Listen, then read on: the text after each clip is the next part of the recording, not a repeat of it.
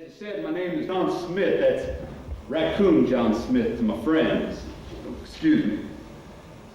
Can't help but think about my early days, most of which I only know by what my pa tells me. Think about all the freedoms we have, all the different ways we have of finding God, the television ministries. I recall a story my pa tells me about the persecution going on in Virginia. It seems that some citizens didn't agree that children should be baptized before they were old enough to understand. Some citizens were even charged with misdemeanor crimes as a sort of heretic. So my pa, along with some of the other gentlemen who spoke here earlier this month, left Virginia as their forefathers left Europe and England in search of religious freedoms.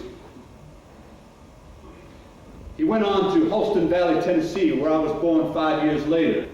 That's 5 years before the Constitution of this wonderful country of ours was ratified. We were farmers, hunters, and trappers.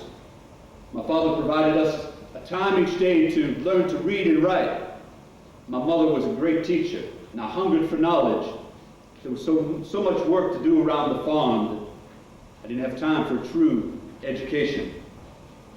I went and stood before the congregation of our church, as was the custom in those days, and I was accepted into the church.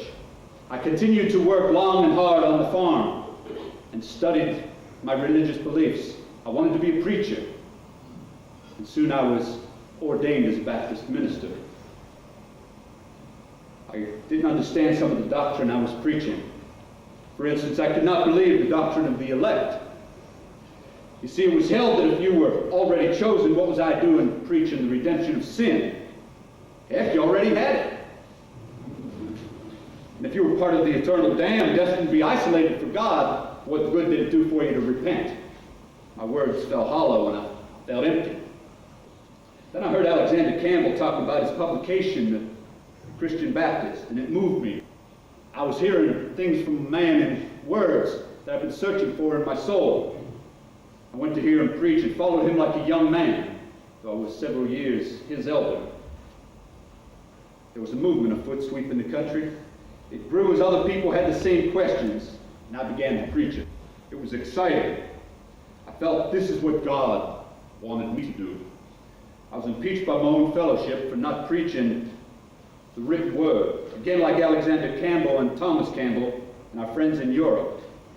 If we didn't conform, then there was problems. They said I was not preaching from the King James Bible, that I was telling Alexander Campbell's story, that I was a Campbellite. Nobody wanted to worship Campbell. Lord knows Campbell didn't want anyone to worship him. The good Lord was with me. In the summer, before the convention, they were going to try me. I heard 700 souls, that is God, converted 700 souls through me. By the end of the summer before the convention, they were calling me the Big Dipper. With those kind of records, with all the people participating, they thought it was best not to do anything about it, although they did let me know that my days as a Baptist minister were numbered.